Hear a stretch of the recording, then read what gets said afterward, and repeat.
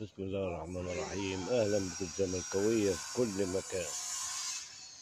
كل عام وأنتم بخير، واشتركوا في القناة زملكاوية، اشتركوا في القناة أرجوكم عشان نعوض القناة القديمة. المهم يا جماعة، طبعا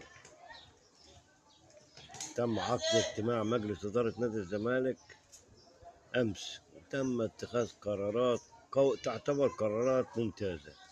طبعا إقالة جميع الأجهزة الفنية والإدارية والطبية، وهيتم تعيين جديد، وكل شيء هيبقى جديد في جديد مع الصفقات وتبليغ 5 لعيبة من نادي الزمالك إن هم يشوفوا مصلحتهم. المهم أنا عاوز أتكلم في الفيديو ده على الكابتن أحمد شوبير. كابتن أحمد شوبير يعني بدون زعل، يعني كذاب ومنافق ومزور، وممكن يعمل كل حاجة علشان الجنيه. أحمد شوبير ده صدقني هو مش تركي الشيخ. بيقول لأحمد شوبير: يا أحمد شوبير، الخطيب ده زعيم عصابة.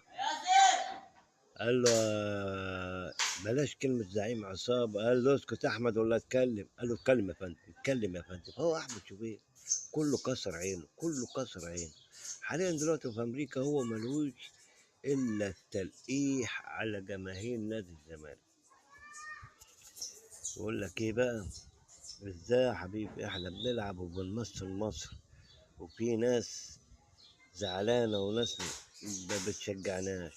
يا حبيبي انت ما بتمثلش مصر، انت بتمثل النادي الاهلي فقط لا غير.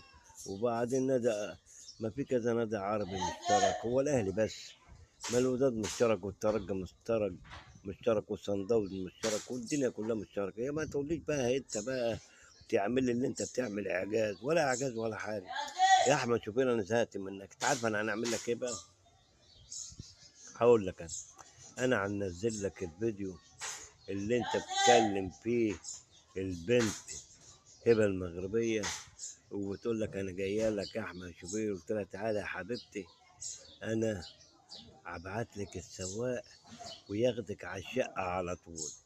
تفكر نفسك عبد الحليم حافظ وانا بتكلم نادي لطفي. يا احمد شوبير عيب، انت عديت 63 عام، يعني انت من سننا، يعني انت راجل كبير، لازم تبقى راجل محترم وراجل صادق، وراجل مش كذاب ولا منافق. انت اهلاوي ماشي، اتكلم على الاهلي في اللي يخص النادي الاهلي بس، انما الزمالك انت ما تجيش جنبه.